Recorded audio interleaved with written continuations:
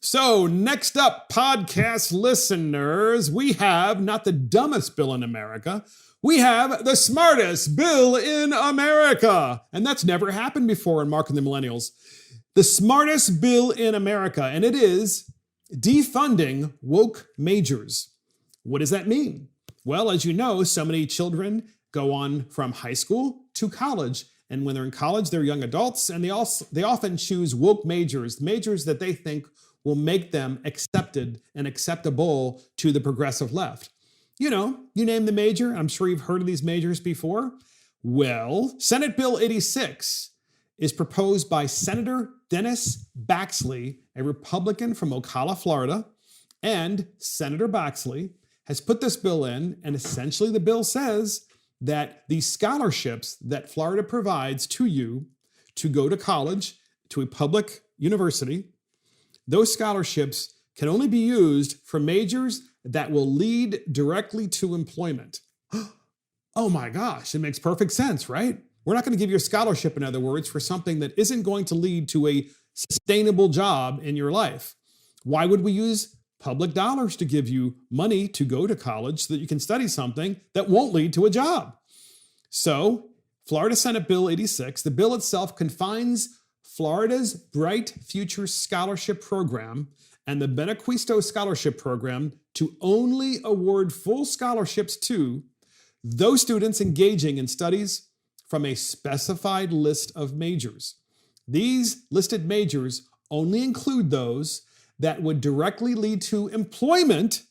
Unfortunately, many of those humanities, fine arts, and otherwise worthless degrees have been excluded from this list and are only allowed a fraction of financial aid.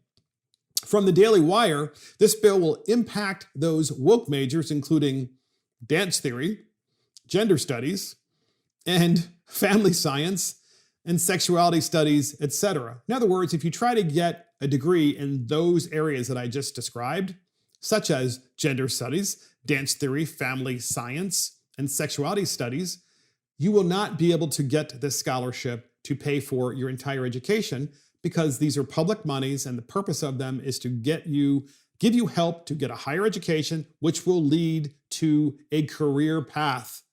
And what they're saying is, and they're using data, by the way, they're using actual data, and they're determining from this data what specific degrees lead to a sustainable, workable future. And this particular senator is called Senator Baxley, who put this bill in from Ocala, Florida, and it's Senate Bill 86. He has received all kinds of pushback, of course, from the left, naturally, because the left, this is how the left gets control of colleges anyway, right? They use public money, and they convince students coming into the college to study these absurd majors that don't lead to any kind of career, at least not a career that's going to give them a living wage, to use the left and progressives term. And naturally, this particular senator is getting a lot of pushback from these individuals. So we have a series of clips on this. And here is WKMG6 Orlando discussing Senator Baxley's bill with a college student named Jocelyn Myra. I want you to listen closely to this. I think you're going to enjoy this series of clips. Here's the first clip. I came to school at 8:45. First thing I said to my teacher, like every beginning of every period, was, "Do you hear about this? Do you hear about this?" Jocelyn Meyer, a senior at Rockledge High School, says a lot of students are talking about the new legislation filed by Republican Senator Dennis Baxley. It would limit Bright Future Scholarship dollars based on the type of degree a student pursues. Students whose majors aren't on an approved list leading to direct employment would receive less funding from the Bright Future Scholarship, and that list could change every year. Yeah, so the list could change, of course, because of the fact that sometimes you have additional college programs that are put into place, and there isn't any proven record of those college programs leading to actual employment, and that is why. So Jocelyn Myra, whom they interviewed, said she's very upset because she's studying something that may not necessarily, well, she doesn't say it won't necessarily lead to a job, but she explains what her goals are. And I want you to listen to this carefully, because I really feel like this is part of our public education system and higher ed system, which is leading people down a path that is not sustainable. So here is Jocelyn Myra, and she's going to, in her own words, going to explain what she really wants to do and why this free money is important to her to go to college. We have that clip, and here it is. I felt personally attacked because my degree would most likely not fall under that. Meyer says she wants to major in geography or international studies, then go on to grad school. And then potentially work for the Peace Corps. And that would allow me to give the experience to work for like a non-governmental organization, like the World Health Organization or even the CDC. So there you go. So first of all, Myra, the student, said, it's a personal attack. No, it's not a personal attack. You're using taxpayer money. If it's not a personal attack, maybe it's a personal attack on the taxpayers that you're studying something that's not sustainable. Use your own money. How about if you do that? That's what I had to do, right? So nonetheless, she then says, well, her plans after undergrad are to go to grad school. Why do you need grad school?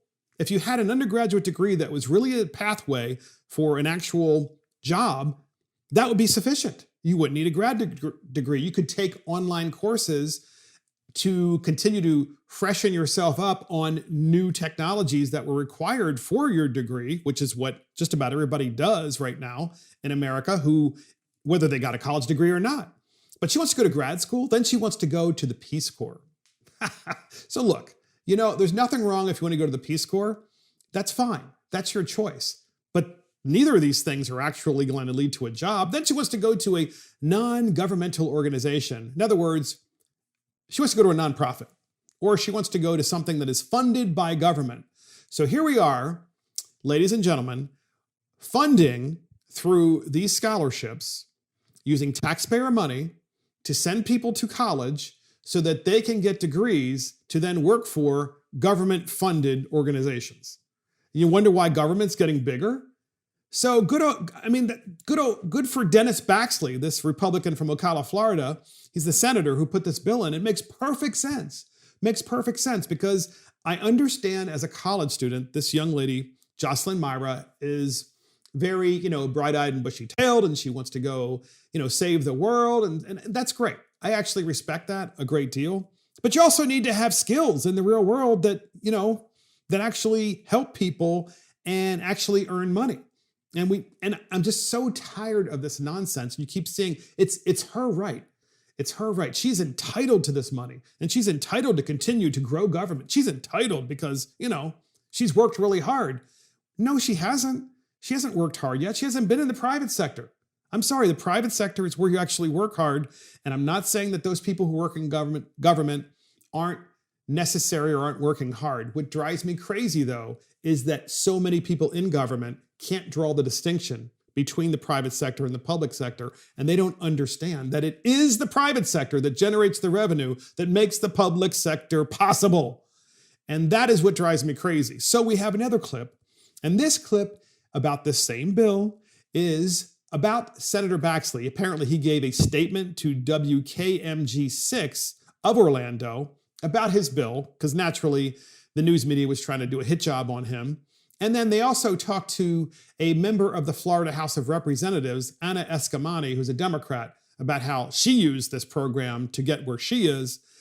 We have a little bit more information about that too. And here's that clip. Baxley was not immediately available for interview, but said in a press release, "We encourage all students to pursue their passions, but when it comes to taxpayer subsidized education, there needs to be a link to our economy. And that is the goal of this legislation." I went to UCF on Bright Futures and would not be here today if it wasn't for Bright Futures. We spoke with Democratic Representative Anna Escamani, who says the program made cuts when she was in college, putting her and other financially strapped students in a difficult position to find funding elsewhere or drop out. We need to protect and enhance Bright Futures, not cut it. Yeah, so there you go. That is Anna Escamani talking about the college program that is being reduced only to jobs and degrees that will lead to jobs. Makes perfect sense. Well, who is Representative Anna Escamani? Well, I went on her own site, and it says this: Anna is a bold and unapologetic fighter for Florida families and everyday people. Born and raised in Orlando, she's the daughter of working-class immigrants who came to Florida from Iran in search of the American dream. Anna went to Orange County Public Schools and then to the University of Central Florida. She earned dual degrees as an undergrad and graduate student, works as a nonprofit professional, and is now getting her PhD in public affairs. a bridge builder. Anna flipped her legislative seat, and it goes on and on and on. But she's championed critical issues like economic justice, environmental protection, equality for all, funding for public schools, and supporting arts and culture. So there you go. She is working for, her big thing is she used the College Scholarship Fund, which is publicly paid for by Florida taxpayers. Anna Eskamani did. And she used it to get her PhD so that she could work in doing what? Work in a nonprofit. Once again, this is government making things worse, right? We wonder why we don't have people to fill the jobs of the 21st century. And this is why we're encouraging them to get these woke majors. And so here's what the Brookings institution says about the need for a college degree or not need. It says, for the past few decades, it has been widely argued that a college degree is a prerequisite to entering the middle class in the United States. Study after study reminds us that higher education is one of the best investments we can make. President Obama has called it an economic imperative. We all know that on average, college graduates make significantly more money over their lifetimes than those with only a high school education. What gets less attention is the fact that not all college degrees or college graduates are equal. There you go. There is enormous variation in the so-called return to education, depending on factors such as the institution that you attended, the field of study, whether a student graduates, and post-graduation occupation. While the average return to obtaining a college degree is clearly positive, we emphasize that it is not universally so. For certain schools, majors, occupations, and individuals, college may not be a smart investment. By telling all young people that they should go to college no matter what, we are actually doing some of them a disservice. Folks, the Brookings Institution is by far not a conservative organization. And they kind of nailed it right there. And they really, with that paragraph, underscore the need for Senate Bill 86, which is proposed by Senator Dennis Baxley, the Republican from Ocala, Florida, which essentially defunds woke majors. And ladies and gentlemen, I think that is a great idea. And that's why for the very first time on Mark and the Millennials, we are discussing the smartest bill in America. And that is the smartest bill in America, defunding woke majors. And that's it for Mark and the Millennials. Thank you for joining Mark and the Millennials. This is Mark Fisher. Thank you to our producer, Christopher Hopkins.